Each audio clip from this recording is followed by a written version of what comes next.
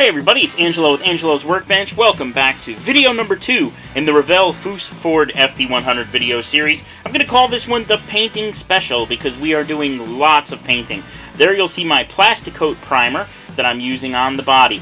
I'm trying to find a good alternative for the plastic coat primer because it is getting harder to find. I am researching some different options for that, and I will report back to you when I find something that works good.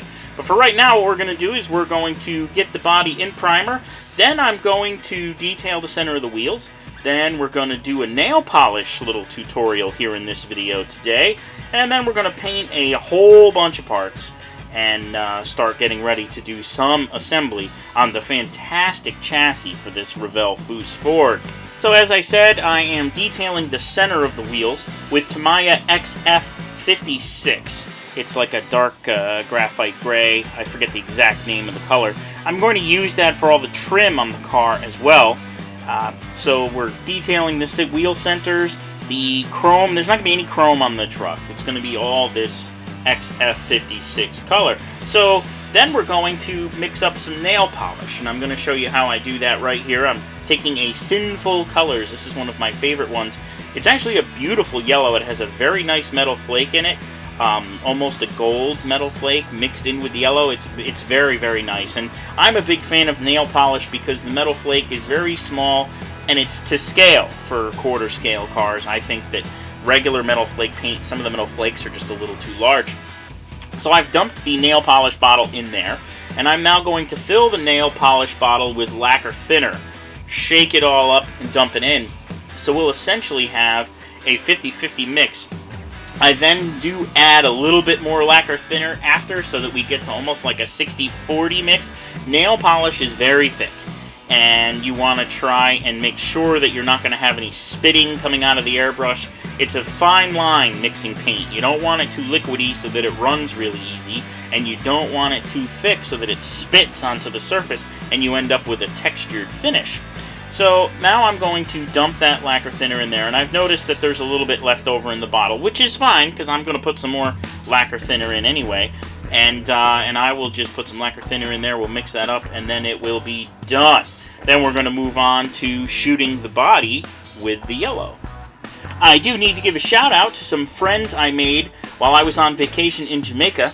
They are from Manchester, England. Every time I hear Manchester, England, I think of Manchester United. And I have no idea why, but it's popular soccer team, of course, from that area. But so I just wanted to say hi to my friends. An entire family that I met was in Jamaica. We hung out in the pool. We had a good time. I hope you guys have adapted to the cold back in England as well as I have back here in the States. So now we're going to spray some yellow, and I'm getting the tough areas first, the parts that are hard to get to with the airbrush. I like to make sure that I get a coat on there and before I hit all the easy to paint flat surfaces. You'll notice that I am applying full air and opening the brush all the way. I like to shoot paint onto the car. I don't really do the whole pull back just a little when I'm shooting color. I like to move very quick, and I like to blast it all because it's very reminiscent of a paint gun and how you paint a one-to-one, which I have some experience in. I'm just used to spraying that way. So you'll see, wow, he's putting a lot of paint on there. Not really. I'm moving quite quickly. I don't get any runs. And you do want to build the color up slow on these nail polish coats because it is a thin paint. So I'm just getting essence of yellow, and then I'm letting it flash off for 30 seconds, 60 seconds, and then I'm going back and getting a little more on. The nice thing about working with lacquers is it does flash off fairly quickly, and it is ready for the next coat fairly quickly. And now that the yellow is off curing, we can go ahead and shoot some aluminum, or aluminium as they say overseas. So what I'm doing here is just some Tamiya XF16 flat aluminum. I've tried all different kinds of aluminum paint. I've tried every manufacturer of aluminum, steel, etc. And I always come back to two ones that are my favorite. The Tamiya XF16 is the best aluminum for me that I've ever been able to use. The other one for steel is the Testors Enamel Steel. Those little enamel bottles. That is the best steel color that I've ever had. And I shouldn't say the best. The best that I can get now because I was always a big fan of Testors metallizers, which are not available anymore. They were the best. But for now, it's the Tamiya XF16 and the steel. Testors steel enamel, which I mix with lacquer thinner to shoot through the airbrush so that it cures a little quicker. There's a Don Yost trick there.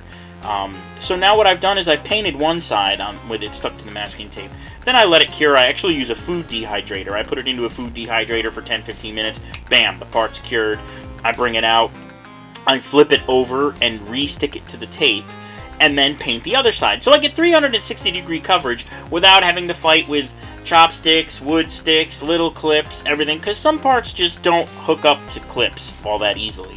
Now the frame, however, I was able to get it on a clip, and the frame is one of those ones. The frame of this car is beautiful, first of all. I hope that Revell continues manufacturing kits. I know that their future is all up in the air right now, and I know everybody says they're coming, but I haven't seen them yet.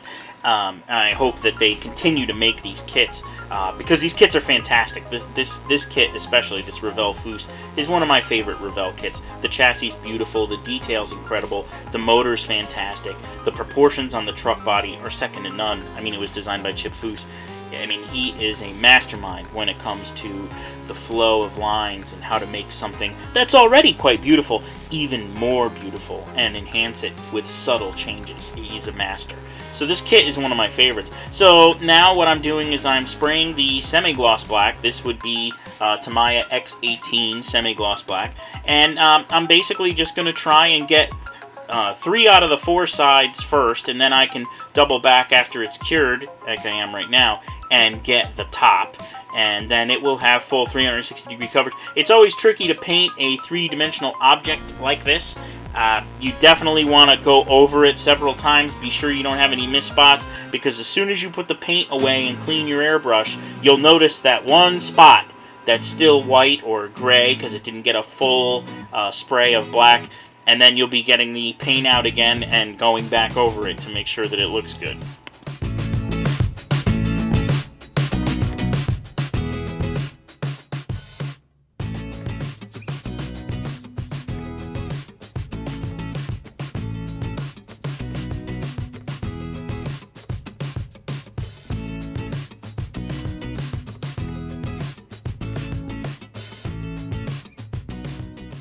I told you this was going to be the painting special. We are painting everything in sight. We're going over to the black parts now. I've got the rear end, some of the undercarriage parts, I believe a steering column and a steering wheel in there as well. And again, I'm shooting Tamiya X18 semi-gloss black out of the airbrush currently. And we're going to do the same thing that we did with the aluminum parts. I'm going to go around, I'm going to paint all the parts, both sides. Well, all 4 directions, actually. You'll see I rotate it and I spray from all 4 directions.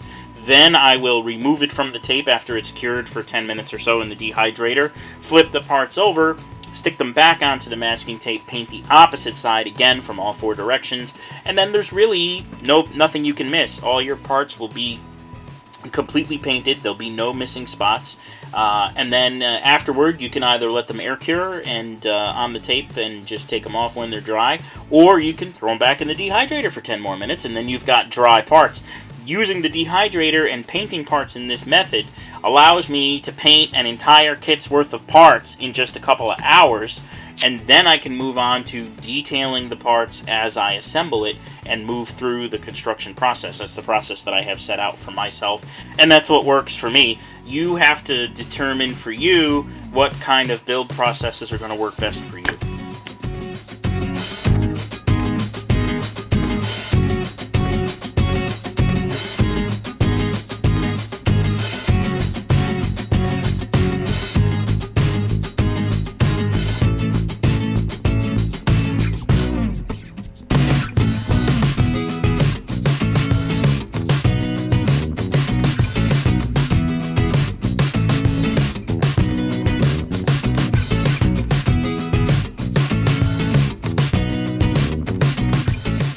So right here we're going to get started doing some detailing of the shocks. I painted them the XF16 flat aluminum, and now I've got a Testors red enamel paint marker that I'm using to color the area where the shocks are.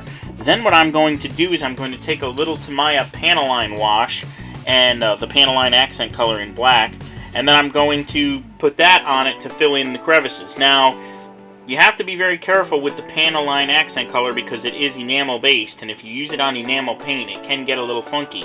So I'm not putting a lot on, I'm just putting a little bit into the crevices, and that's it, so that the paint marker won't be affected by the Panaline accent color.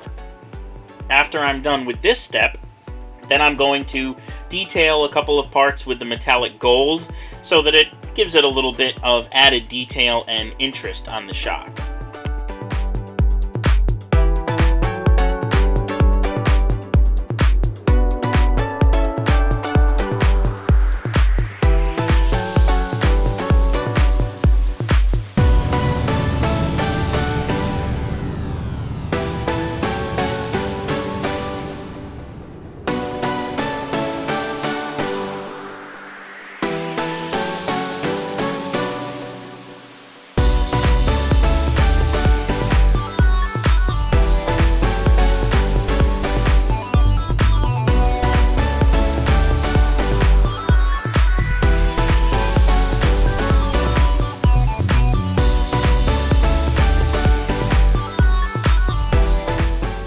And while I've got the gold paint out, I'm going to go ahead and add a little detail to the chassis, just to add some visual interest, a little splash of color.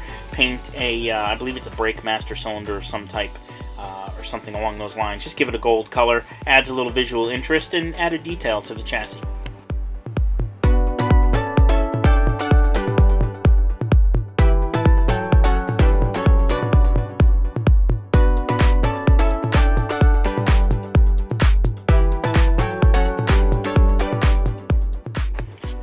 And in keeping with the gold detailing, there was a couple little parts on the engine block that I wanted to also detail gold.